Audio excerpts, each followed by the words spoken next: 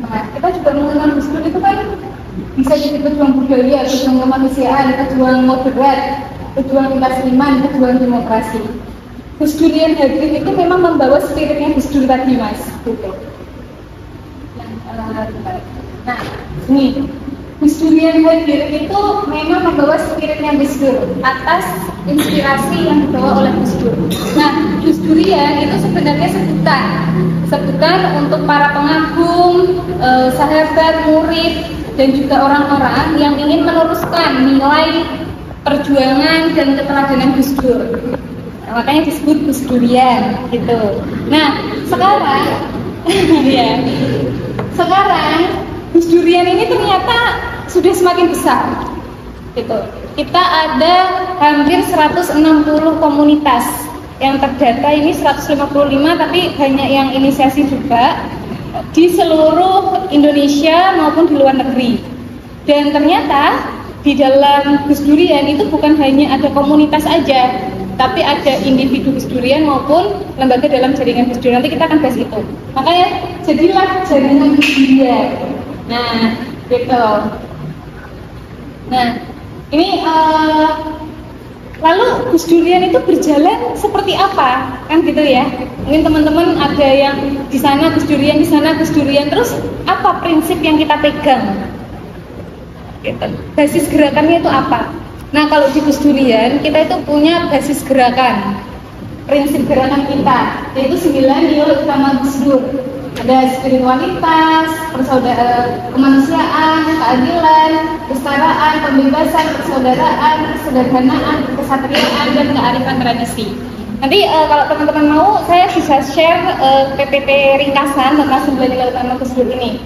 9 nilai utama Gus Dur ini adalah hasil simposium ketika awal-awal Gus Durian itu dibentuk itu oleh yang dihadiri oleh keluarga Gus Dur, ada Sinta, Mbak Alisa, dan yang lainnya, dan juga sahabat serta murid Gus Dur. Kemudian merumuskan 9 nilai utama Gus Dur, nilai-nilai yang mengimani perjuangan Gus Dur yang dominan dalam setiap sepak terjangnya. Mungkin teman-teman juga pernah mendengar Gusmus waktu pidato bilang, saya itu punya semua nilai utama Gus Dur kecuali satu. Keberanian. Apa kira-kira? Keberanian. Apa? Keberanian kalau kata. Jadi ini Mas, dari 9 nilai utama Gus Dur, satu yang nggak dipunyai Gusmus katanya. Apa itu? Menurut teman-teman? Beng-beng, apa? Apa Mas Rozi? Pernah dengar nggak? Keberanian. Keberanian. Yang disampaikan Gusmus keberanian. Koplaknya ini. Apa? Koplaknya. Koplaknya. Apa Mas Lamun? Kira-kira Gusmus pernah bilang, saya punya semua kekesatriaan. Iya betul. Jadi Gusmus itu pernah bilang, saya punya semua 9 nilai utama Gus Dur, tapi hanya satu yang saya tidak punya dari 9 nilai utama Gus Dur ini, yaitu kekesatriaan. Jadi bagi Gusmus, Gus Dur ini adalah sosok yang sangat berani, sosok yang tidak hanya berpikir, tidak hanya berargumen, tidak hanya menyampaikan pendapatnya, tapi juga aksi nyata yang dilakukan oleh Gus Dur. Semisal contohnya itu ketika waktu itu banyak sekali teman-teman kita zaman PKI merajalela ya waktu itu ya, dan banyak orang yang dituduh PKI. Gus Dur dengan berbesar hati datang kepada korban-korban yang dituduh itu, kemudian meminta maaf. Salah satunya juga kepada Pramudia ya, datang kepada Pramudia kemudian mengucapkan permohonan maafnya mewakili orang-orang Indonesia atas tuduhan-tuduhan yang diberikan. Itu salah satunya. Ada juga ketika Ahmadiyah itu mendapatkan persekusi habis-habisan, mendapatkan tekanan, Gus Dur hadir bukan hanya menemani tapi juga Gus Dur bilang kepada para orang-orang yang melakukan persekusi itu, kalau kamu ingin mendiskriminasi Ahmadiyah, kamu ingin menghancurkan Ahmadiyah dalam tanda kutip secara kemanusiaannya, maka lawan aku, lewati aku. Itu yang dilakukan Gus Dur, bukan hanya sekedar menemani, tapi juga berani untuk hadir utuh di situ. Nah, 9 nilai inilah basis gerakan kita di Gus Durian, teman-teman. Nah, ini siapa Gus Durian? Ya, sebutan untuk para murid, pengagum, dan penerus pemikiran dan perjuangan Gus Dur. Jadi perlu dibaca. Nah, jaringan Gus Durian itu arena sinergi bagi para Gus Durian di ruang kultural dengan politik praktis. Memang gerakan-gerakan di jaringan Gus Durian kita pegang teguh prinsip kita bahwa kita tidak berpolitik praktis gitu. Nah, di dalam jaringan Gus Durian ini ada individu, komunitas atau forum lokal dan organisasi yang terinspirasi oleh nilai pemikiran dan keteladanan Gus Dur. Nah, ini adalah ekosistem dari jaringan Gus Durian, teman-teman. Tadi basis gerakan kita, NPK Gus Dur itu nilai pemikiran dan keteladanan Gus Dur. Ini basis nilai yang kita pegang di Gus Durian, 9 nilai utama Gus Dur itu. Nah, elemennya ada individu Gus Durian, komunitas Gus Durian, dan lembaga dalam jaringan Gus Durian. Kita, Gus Durian Lombok Tengah, kita di sini. Bagian dari elemen di komunitas. Kemudian kalau kita tanya, kemudian Seknas di mana? Gus Durian Peduli di mana? Nah, Seknas Gus Durian Peduli itu bagian dari sistem pendukung Gus Durian yang menyambungkan antara individu, komunitas, dan juga lembaga. Kalau misalnya ditanya lagi, terus strukturnya Gus Durian itu dari tingkat atas sampai bawah kayak gimana? Gitu. Misalnya ada yang tanya ya, kita nggak ada struktur atas bawah, teman-teman. Mungkin beda ya, kayak di IPNU, PPNU, di PMII. Kalau PMII kan ada dari PB, kemudian pengurus PKC ya, PKC, PC, sampai komisariat, sampai rayon gitu kan. Di Gus Durian nggak ada. Jadi kalau ditanya strukturnya kayak apa, ya ini bentuknya bulat-bulat kayak gini. Tidak ada atas bawah, tapi kita semua setara. Kita jalan bareng, niatnya ya untuk meneruskan nilai pemikiran dan keteladanan Gus Dur gitu. Nah, di dalam jaringan Gus Durian kita juga punya payung hukum, teman-teman. Kita bukan lembaga yang ilegal. Kita punya payung hukum legal formalnya, yaitu Yayasan Bani Kiai Abdurrahman Wahid gitu. Nah, memang namanya tidak langsung atas nama jaringan Gus Durian, tetapi atas nama Yayasan Bani Kiai Abdurrahman Wahid, atau biasa kita mengenalnya itu YBAW. Nah, YBAW ini dibentuk oleh keluarga Gus Dur yang ada di Ciganjur dan dihibahkan untuk Gus Durian, gitu, untuk jaringan Gus Durian. Sehingga ketika suatu saat gitu ya, ternyata kita mendapatkan situasi-situasi sulit karena dianggap ilegal apa segala macam, nah, kita sudah aman gitu. Karena kita nggak bisa memungkiri, semakin kesini Gus Durian itu semakin besar, Gus Durian juga semakin terlibat di banyak lini, tidak hanya di sektor humanitarian, tapi juga di sektor-sektor yang lainnya. Nah, ini nanti yang kita bahas juga mas soal, terus Gus Durian ini apakah hanya romantisasi Gus Dur saja, atau apa yang sebenarnya dilakukan oleh Gus Durian gitu. Nah, kalau tadi kita bicara soal ekosistem jaringan Gus Durian, kita juga ada yang namanya ekosistem komunitas. Jadi ada penggerak senior, penggerak inti, dan penggerak muda kalau dalam ekosistem komunitas gitu. Nah, misalkan nih di Lombok ternyata ada sahabat atau murid Gus Dur, kita bisa menjadikan mereka sebagai pembina atau penggerak senior, sehingga kalau misalkan kita butuh arahan, butuh nasihat, kita bisa soal atau bertemu dengan beliau ini gitu. Ada penggerak inti yang memang dia menggerakkan komunitas, ada penggerak muda yang memang ya udah terlibat di dalam komunitas, menggerakkan komunitas bersama-sama gitu. Nah, ini yang tadi saya sebutkan soal YBAW. Jadi di Ciganjur ini nama daerah ya teman-teman ya, nama daerah di Jakarta. Disinilah keluarga Gus Dur itu bertempat tinggal, Nyeng Sinta dan juga Gus Dur dulu bertempat tinggalnya di sini di Ciganjur sampai sekarang. Nah, di Ciganjur itu ada YBAW, Yayasan Bani Kiai Abdurrahman Wahid, Puan Amal Hayati yang didirikan oleh Ibu Sinta Nuria dan fokus geraknya di perempuan dan anak. Ada Positive Movement, ini Mbak Inaya Wahid yang menggerakkan, ini memang fokusnya ke masyarakat urban yang ada di Jakarta. Kemudian White Foundation atau White Institute kalau sekarang kita kenal gitu. Nah, White Institute ini yang digerakkan oleh Mbak Yeni Wahid, dia bergerak di bidang pluralisme dan Islam damai. Nah, YBAW ini yang digerakkan oleh Mbak Alisa, ini memang fokus dihibahkan untuk jaringan Gus Durian, Pojok Gus Dur, Alisa Center PHUI, dan Gus Durian Peduli. Kita ada di sini. Jadi kita bagian dari Ciganjur teman-teman. Kita bagian di dalamnya. Nah, di dalam jaringan Gus Durian itu juga ada kode etik.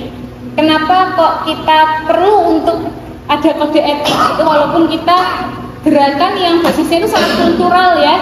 Kita nggak ada SK, nggak ada KTA, nggak ada syarat masuk gitu, tapi kita punya kode etik.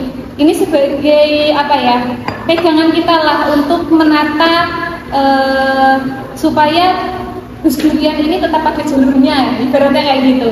Karena orang itu kan mendakwa dirinya Gus Durian sangat mudah, ya kan?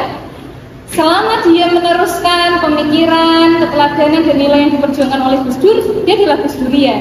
Yang penting nggak ngaku-ngaku aja, gitu kan? Nah, ada namanya kode etik jaringan Gus Durian, gitu, teman-teman. Ini nanti bisa dibaca. Nah, jadi dalam kode etik jaringan Gus Durian, basis gerakan kita tadi 9 nilai utama Gus Dur, kemudian ini prinsip perjuangan kita di dalam menggerakkan Gus Durian, terutama di wilayah-wilayah lokal gitu. Ini prinsip perjuangan kita: berintegritas, independen, transparan, keadilan gender, keberpihakan kepada kelompok lemah, anti diskriminasi, anti kekerasan, anti penindasan, dan berperspektif ekologis. Inilah yang menjadi kacamata kita, prinsip gerakan kita, gitu teman-teman. Nah, mungkin teman-teman pernah baca meme terbarunya Mbak Alisa atau tweet terbarunya Mbak Alisa di Twitter.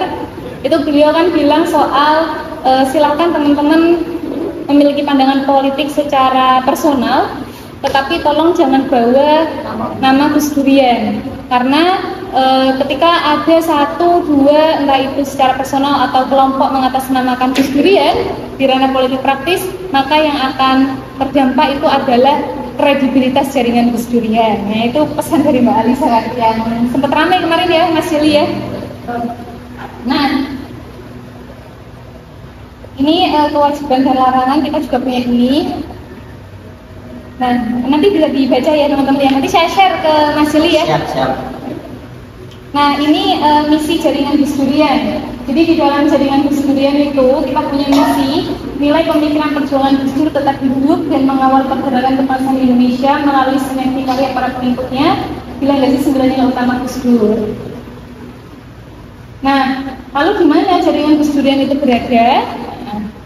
Kan susah ya kalau kita mencari mencari sesuatu tapi nggak tahu tempatnya di mana. Nah, jaringan Gus Durian itu nggak terikat tempat, karena Gus Durian atau anak-anak ideologisnya Gus Dur ini itu tersebar di berbagai penjuru di Indonesia, bahkan di mancanegara. Di beberapa tempat ada komunitas-komunitas lokal, namun sebagian besar terhubung melalui forum dan dialog karya.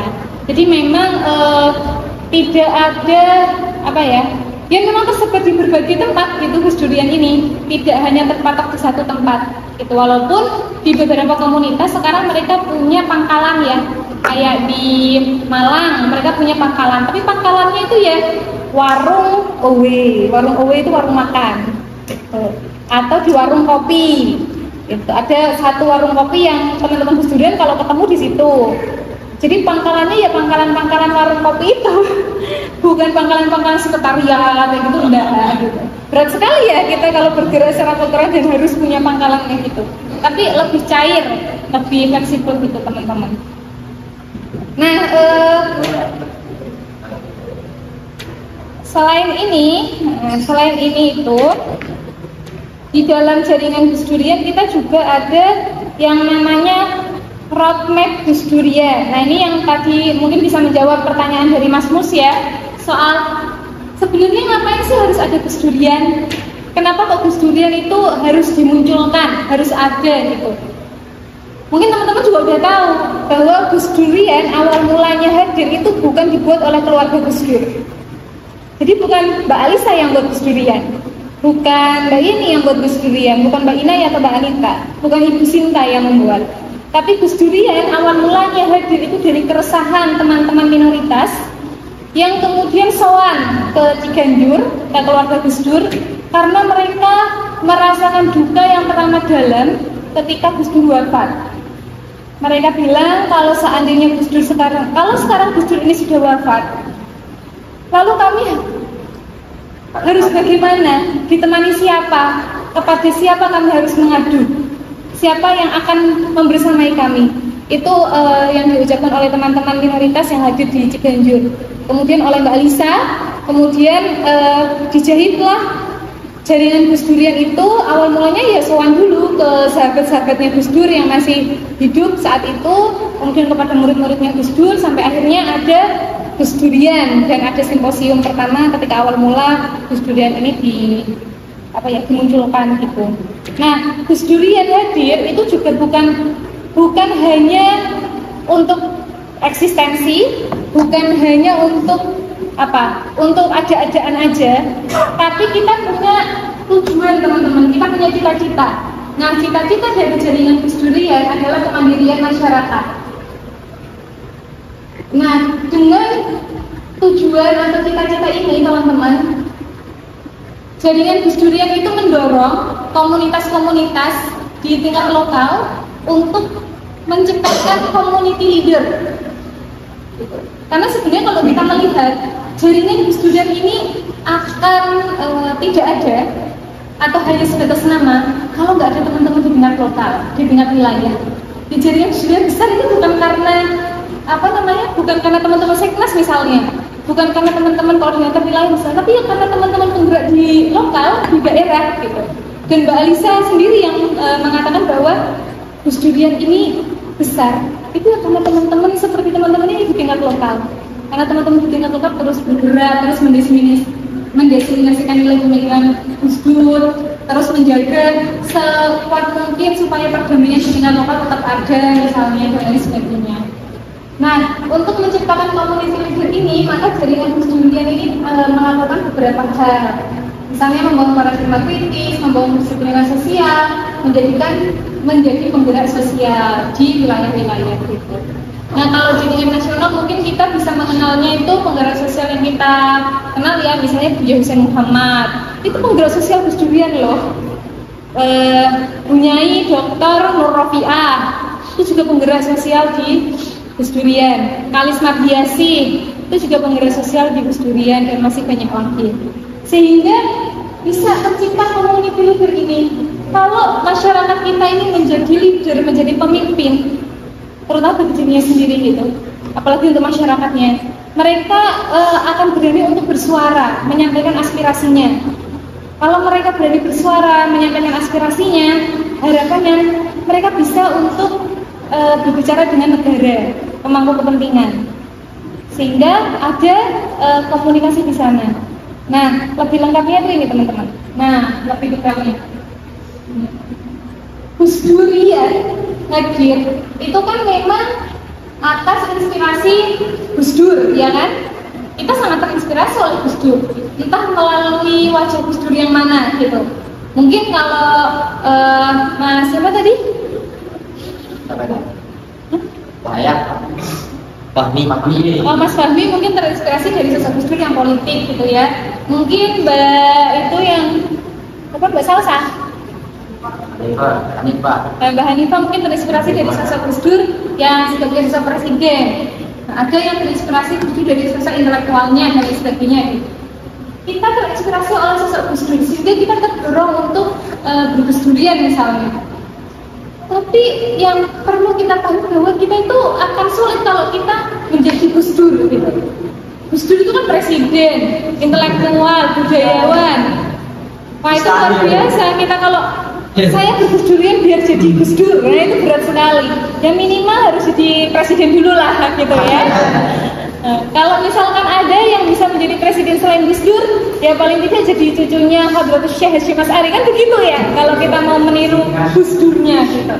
Tapi bahwa di Gus Durian kita itu bukan berlomba-lomba menjadi Gus Dur, tapi kita berlomba-lomba untuk meneruskan perjuangan Gus Dur, menginternalisasikan nilai pemikiran Gus Dur ini di tengah masyarakat. Nah, untuk menginternalisasikan ini, maka ada wadahnya Gus Durian ini. Yang dilakukan di Gus Durian apa? Memperkuat jaringan dan melakukan kaderisasi, entah itu kaderisasi gagasan atau gerakan. Nah, tujuannya apa? Untuk memperkuat masyarakatnya. Gus Durian hadir itu bukan hanya untuk memperkuat komunitasnya aja, tapi juga untuk memperkuat masyarakatnya, teman-teman. Sehingga perlu juga masyarakat sipil yang kuat. Nah, Gus Durian juga terlibat dalam aliansi maupun gerakan sosial. Nah, selain itu, tujuan lain yang dicapai adalah negara yang melayani rakyat. Makanya itu Gus Durian juga aktif melakukan pendampingan maupun advokasi, sehingga cita-cita berbangsa kita yang tertuang dalam undang-undang itu juga tercapai. Sebenarnya itu yang ingin dicapai oleh Gus Durian, teman-teman. Tapi kita kan nggak bisa ya kalau gerak sendirian ya. Kita kan bisa kalau gerak bareng-bareng gitu. Nah, kemarin ada yang datang Tunas. Ada nggak? Yang datang pertemuan nasional di Surabaya. Ada ini Pak. Mas Lamun udah datang? Oh, belum ada ya. Nah, jadi kemarin tahun 2022 kita itu ada pertemuan nasional ya, pasca pandemi, dan itu dihadiri oleh 1.300 penggerak Gus Durian dari berbagai komunitas. Itu yang terdata. Kalau yang nggak terdata, romli-romlinya itu bisa lebih gitu kan. Nah, itu cukup besar waktu itu. Nah, di saat Tunas kita coba membicarakan tentang isu prioritas jaringan Gus Durian untuk Indonesia. Nah, dan ada 8 isu prioritas hasil Tunas. Jadi ini hasil pertemuan nasional bersama dengan penggerak-penggerak dan elemen-elemen yang lainnya. Ada isu prioritas penguatan toleransi dan perdamaian, penguatan hukum, keadilan dan HAM, keadilan ekologi, pendidikan berkualitas dan membebaskan, perwujudan keadilan hakiki dan tentang keluarga perempuan dan anak, peningkatan kualitas demokrasi, pemenuhan keadilan ekonomi dan sosial, serta pribumi Islam.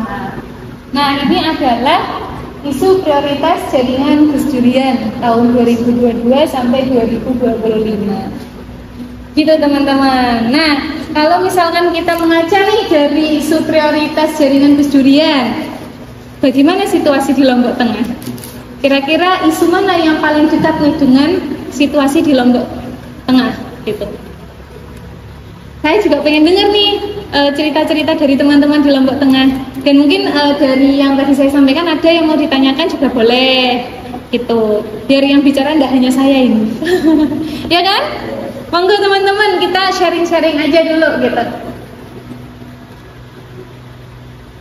Ya, tadi berapa kali ada muncul? Apa? Berapa kali ada muncul? Kata keadilan.